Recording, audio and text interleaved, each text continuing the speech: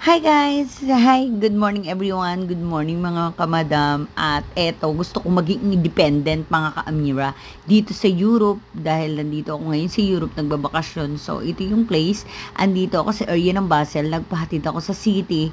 And then, sinabi ko sa driver na iwan na lang niya ako. Then, tatawagan ko na lang siya pag naligaw ako mga ka-Amiras. Baka feeling rich pag naligaw. Syempre, tinatry ko yung aking kapasidad kung katagalog talaga, kung gaano ka abilidad na babae. So, yan, nag-start na ako maglakad, bumaba na ako, and then nakita ko may mga train dito, pero barang bus. Pero ang sabi nila, tram daw yun. So, may dala naman akong pera, kaya hindi ako nag-worry. And then, anything happy naman, may mga palphone naman dyan sa Europe. And then, ito yung area nila, napakalinis dito sa Zurich, Switzerland. Basel. So, ayan, ang dami-dami naglalakad. And then, ang ganda ng weather.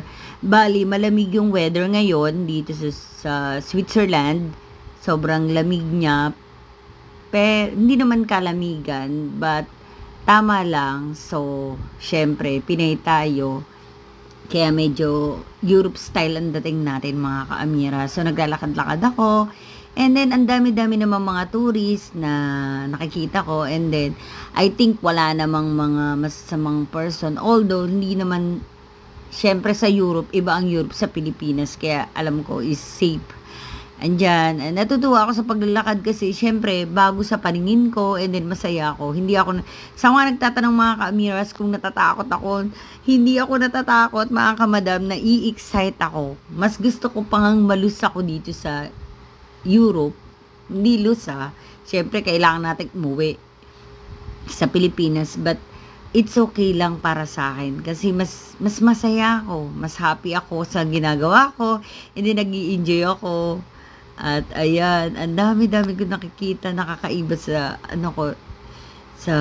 ayan, nakakita ako ng mga luxury store. And then, ayan, ang dami-daming person, nag-hi sila sa akin, at nag-hi din ako sa kanila. So, lahat, marami naglalakad ng mga tao, hindi lang ako, hindi ako kinakabahan. And then, ayan, ito yung place. Kaya, ang saya-saya ko na nandito ako ngayon sa Europe. I hope makapunta kayo rito mga kamada, mga ka-Amiras. And, yeah,